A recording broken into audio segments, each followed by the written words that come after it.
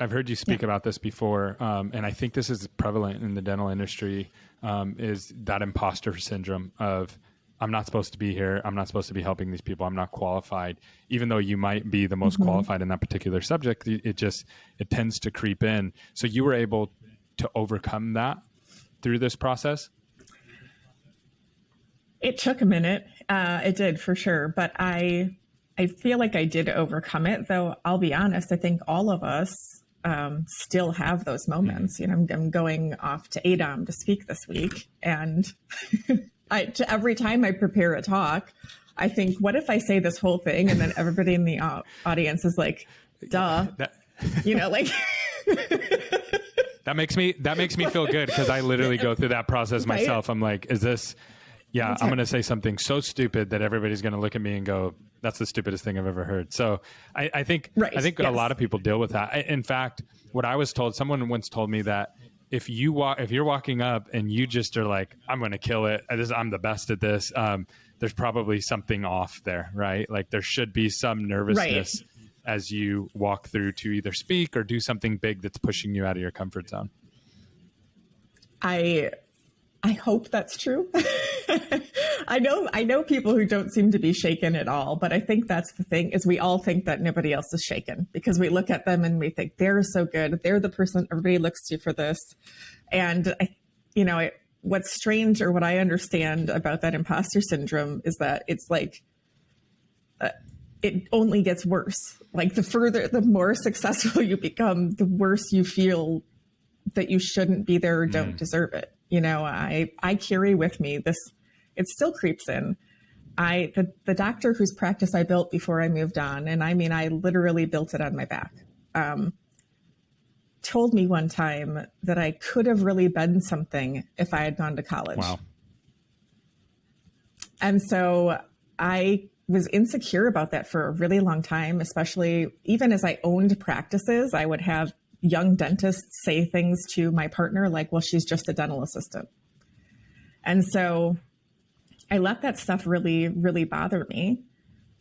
And then one day I realized, I'm just a dental assistant who's owned more practices than you. And I'm just a dental assistant, I mean, this is to be cocky, who knows how to take something that's on fire and pull it back together and get it thriving in a short amount of time. And so I'm just a dental assistant. I'm just a dental assistant who knows how to do a lot of stuff that you don't know how to do. That's awesome. And so now what you focus on is, and the cool part about this story to me, as I was listening through this and as we pieced it together, is that you now are helping other people build their dental empires, right? So you're coming in and you're saying, no, don't go left, go right.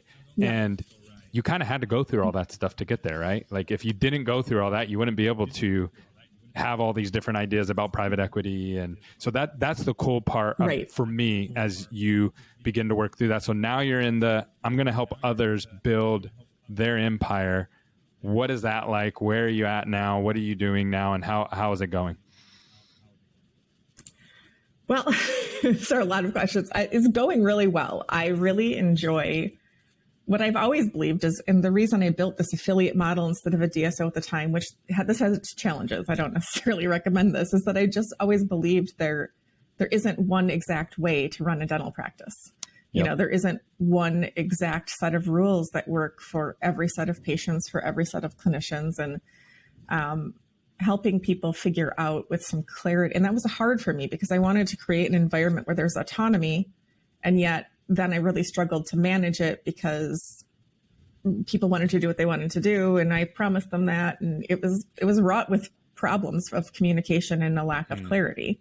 And so helping people, especially in that early phase of building their empire, is really fun for me to help them get tough and clear around what they really want to do, what really does matter to them, what has to be their way and what doesn't, and then how to communicate and build something around that without fear and with really openly and really, brave and in their candor.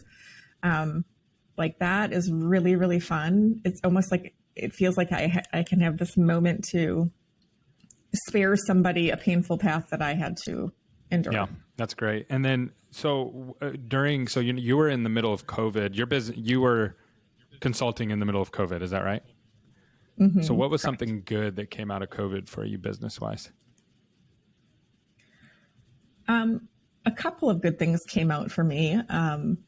One, I realized that I have some depths of relationships with my clients that are really valuable, that we supported each other through a tough time, and that maybe means more to me than it should from a healthy consulting standpoint. But after my failed partnership, when I felt like I left it without a lot of value, those things matter to me.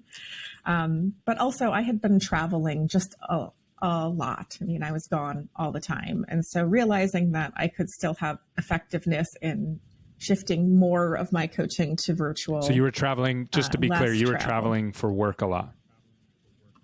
Oh, yeah. A lot. So COVID caused you to go a little bit more virtual?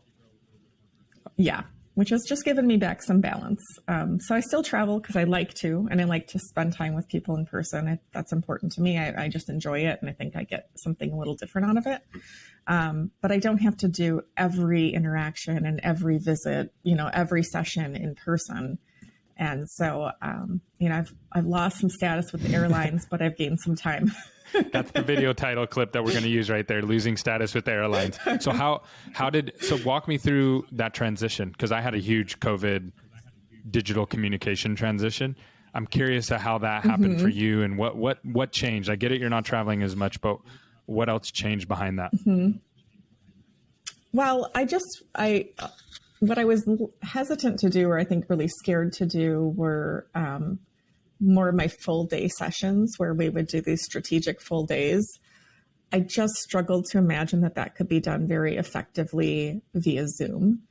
And yet I wasn't really reluctant to travel, but my clients were starting to have budgeting issues, and, everybody was very scarce and for a moment there.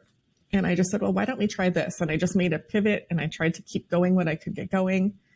And it wound up being really valuable to my clients. And then I realized, hey, I can do this and actually deliver, weirdly, an almost more on point session. It stays a little bit more on task and a little bit more concise when you do it that way. And so I just had to get I guess like everybody, we had to get our clients a little bit on board with getting their own Zoom setups. And luckily I have an assistant that was really helpful at sort of like front ending that and doing tests with people and things like that. But once I got through the first couple, I started to feel really confident, and then really started offering it up as my preferred option. Almost sort of, I don't want to say penalizing, but adding a cost, not just travel expense, but a travel fee, so that it covered not just my travel, but some of my lost time. Yeah, because you lose a day there and a day back usually, right? So exactly. What made it better? Like why is Zoom better than flying in? And I know sometimes it's better to be in person, but as you were moving through that, what were some of the things that you noticed that improved that experience? I have found that people are a little bit less likely to waste time on Zoom. So less tangents, less storytelling, less, which is, I like. Yeah. It's like, want to keep a part of it, but sometimes days go long when you get a bunch of people who are chatty and it feels like we've just got the day, and, it can go off track. And so strangely, I think people are looking to get to it a little bit more. They're a little bit more focused when they're in a Zoom environment. That's great. I'm glad you were able to flip that and use that to your advantage, and also get more out of it. And that is really, really cool.